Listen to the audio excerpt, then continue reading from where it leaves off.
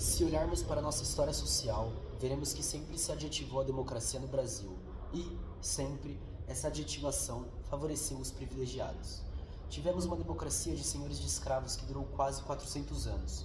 Durante esse período, os privilegiados puderam gozar de todos os direitos que essa democracia proporcionava, e na qual o escravo era coisa, equiparado às bestas de tração, e a igualdade somente existia no espaço social dos privilegiados. Tivemos a democracia dos donos das oligarquias latifundiárias, que substituiu a escravista. Uma democracia que se sustentou no domínio absoluto de uns poucos sobre milhões de camponeses sem terra, operários, marginalizados nos seus diversos níveis, subempregados e desempregados. Foi a democracia dos senhores dos latifúndios que substituiu a dos senhores de escravos.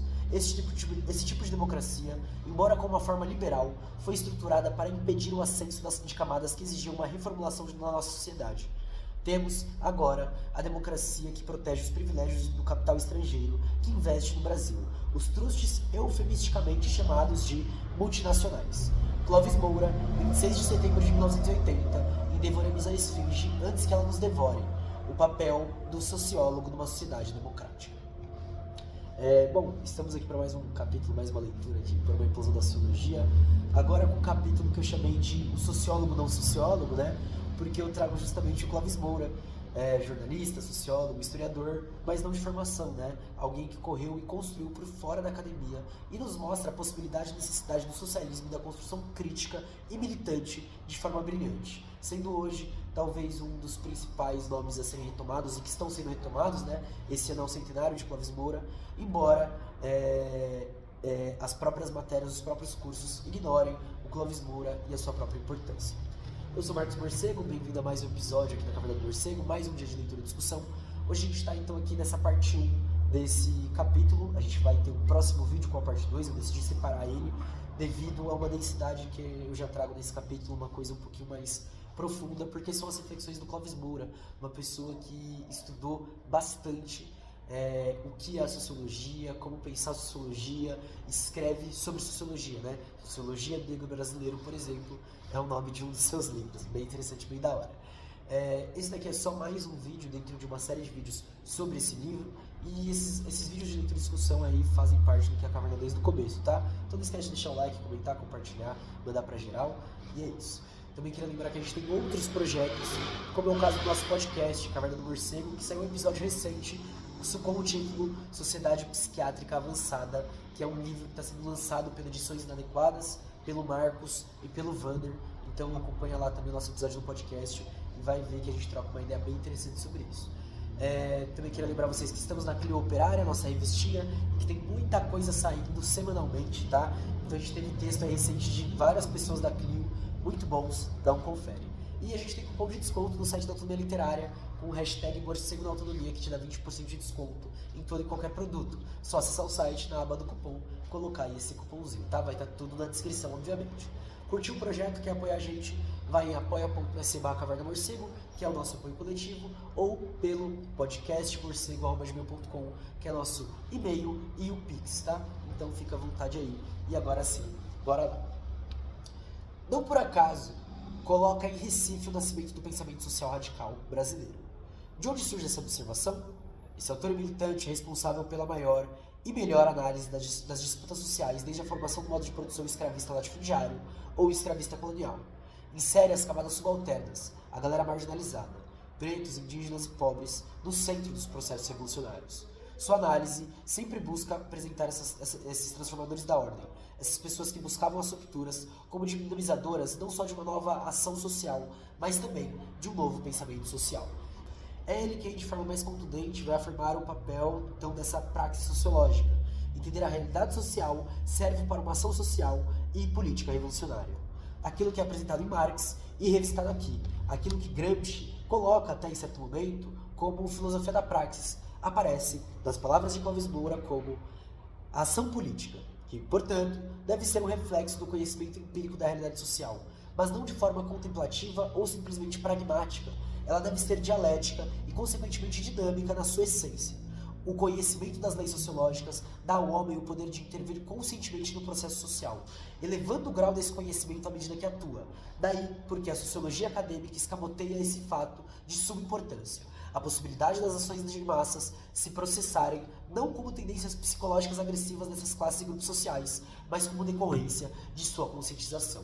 Então a ação social ela já é colocada no nível, inclusive, de uma certa violência, de uma certa raiva organizada, né? Se ele fala de tendências psicológicas agressivas, entendendo esse processo dentro da conscientização, ou seja, dentro do entendimento desses grupos, dessas classes, de que eles têm que se rebelar, de que se rebelar faz sentido.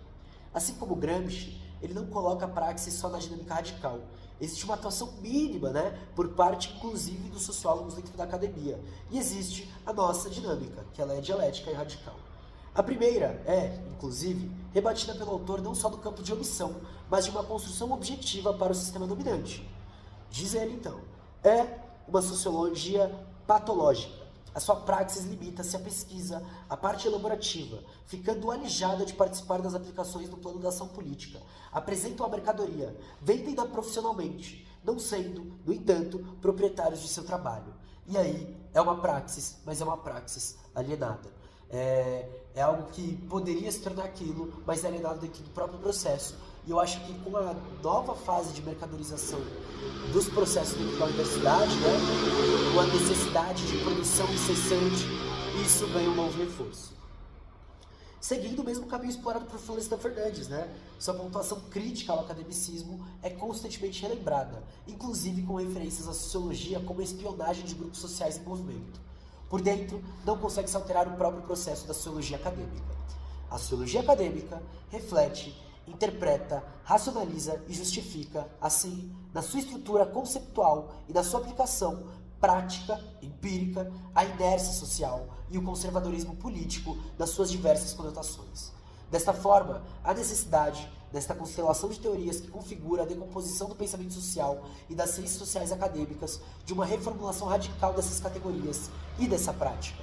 Mas essa reformulação não pode ser feita pela própria sociologia acadêmica, pois isto seria negar-se ao superar-se e fazer emergir uma outra ciência qualitativamente superior.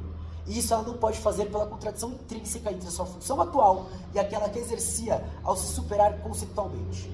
Porque, ao tentar tal transformação, entraria em choque e conflito com os interesses de pessoas, grupos, instituições e classes que delas se beneficiam e fornecem-lhe o fluxo de facilidades, vantagens e recursos para que ela permaneça atuante neste nível de comportamento e funcionalidade.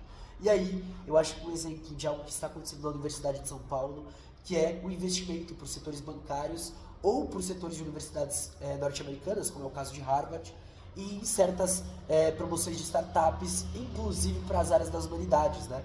Você vê que aonde está entrando dinheiro é para onde está se direcionando o próprio projeto do que é a ciência social. Isso é bem interessante, que já era notado pelo Clovis Moura, ele está escrevendo isso daqui em 1980, tipo assim, tá aqui. E isso nos leva à seguinte conclusão dele, né? Há, portanto, um impasse que nos parece insolúvel. Se esperarmos essa transformação a partir de uma dinâmica crítica e radical da própria sociologia acadêmica e por ela executada. Este impasse gera a necessidade de uma nova sociologia, capaz de produzir essa ruptura, superando o dogmatismo acadêmico e apresentando, na sua proposta, não apenas uma nova conceituação, mas também novas formas de ação. Dessa forma, a nova sociologia seria a negação hegeliana daquela que se apresenta como científica, ou, em última instância, uma sociologia que, unindo a ciência à consciência, elaboraria uma prática revolucionária. Em outras palavras, falando alegoricamente sobre a sociologia acadêmica, devoremos a esfinge antes que ela nos decifre. E aí eu tinha falado, inclusive, o título errado no começo, mas é interessante pensar no próprio título, né? Devoremos a esfinge antes que ela nos decifre. E ele fala justamente da sociologia analisando tudo no sentido de inércia social e conservadorismo para manter o status quo. Ou seja, a gente tem que acabar com isso antes que eles entendam a gente. É basicamente isso que está sendo pontuado, de que a pesquisa acadêmica, a sociologia acadêmica, ela serve para decifrar a gente, ela serve para eles entenderem os sumos que eles devem dar em direção, e aí de cima para baixo, ao que a gente faz. Então, se a proposta é fazer diferente, a inversão hegeliana, ela também vai acontecer num espaço diferente, né? A conscientização que ele coloca aparece aqui unida à ciência, ou seja, ela acontece dentro, inclusive, do nosso próprio dia a dia. O autor coloca, em palavras bem firmes, né, sociologia acadêmica, que, segundo ele, não só segue uma praxis própria, como se distancia necessariamente da sociologia crítica, ou, e aqui como eu estou pontuando, da própria implosão da sociologia. A sociologia acadêmica se conecta com os marcos estruturais e ideológicos do sistema capitalista, sendo a munição para a permanência e fortalecimento das instituições existentes. Sendo assim, no máximo, ela chega nesse nível de criticidade que a gente trouxe no primeiro capítulo, e por isso que eu trouxe essa separação, né? Sendo assim, no máximo, crítica, beirando o reformismo, mas nunca será uma matéria capaz de acompanhar o próprio dinamismo social. Em outras palavras, a sociologia acadêmica, em determinados momentos, pode, quando muito, refletir uma consciência crítica, reformista, mas nunca uma consciência revolucionária. Ou seja, o próprio Clóvis Moura reafirma isso. Sua institucionalização tem como mero objetivo o desarmamento crítico, dinâmico e radical. É uma alienação do próprio aprender, para amarrar as pesquisas e também a atuação. Devemos dizer que a sociologia tradicional acadêmica, especialmente em países como o Brasil, deixou de estar em crise de crescimento para começar a manifestar os primeiros sintomas de esclerose, decadência e decomposição. Clóvis propõe então uma avaliação que a gente gostaria de deixar como um questionamento ainda em aberto, né? Mas ele observa o surgimento da sociologia e já olha que ela nasce com o objetivo de manter e defender a ordem social. E aí, ele entra, né, nessa pergunta de: será que é possível que a matéria seja efetivamente crítica e radical, ou ela sempre vai defender essa ordem social enquanto realizada institucionalmente? E eu acho que essa é a pergunta que fica, de: é possível a gente alterar a sociologia? Por isso ele busca compreender a sociologia e o capitalismo, busca entender as suas contradições, né? Pensar a sociedade que se frustra na subordinação ideológica ao sistema, uma matéria da sociedade que se atomiza, que se tornam grandes isolados. O sociólogo profissional usa um conjunto de técnicas para servir a estrutura. Não é um cientista independente que procura uma praxis para transformá-la. A sociologia abandona o historicismo, se desvincula, se separa mesmo da história. Para de realizar uma análise do processo global, torna as coisas estáticas, paralisa elas. E vai enxergar, assim como a ideologia capitalista, esse sistema como início e como fim. Analisar a sociedade, da forma proposta aqui, necessita de uma análise dos próprios conflitos sociais, como a gente já disse, né? E são classes, estamentos, grupos, camadas e frações de classes que, ao viverem e conviverem, têm de estabelecer relações, algumas vezes estáveis e outras vezes antagônicas. Como militantes, a gente não pode deixar de observar esse antagonismo presente entre os grupos dominantes e nós, os dominados. Em uma sociedade marcada pela existência e pelo controle da propriedade privada e pelo modo de produção capitalista. Toda mudança social e estrutural está subordinada à mudança de um modo de produção por outro. E quando a gente olha pelo materialismo histórico dialético, a gente consegue analisar essa proposta desde Marx e Engels e Manifesto do Partido Comunista.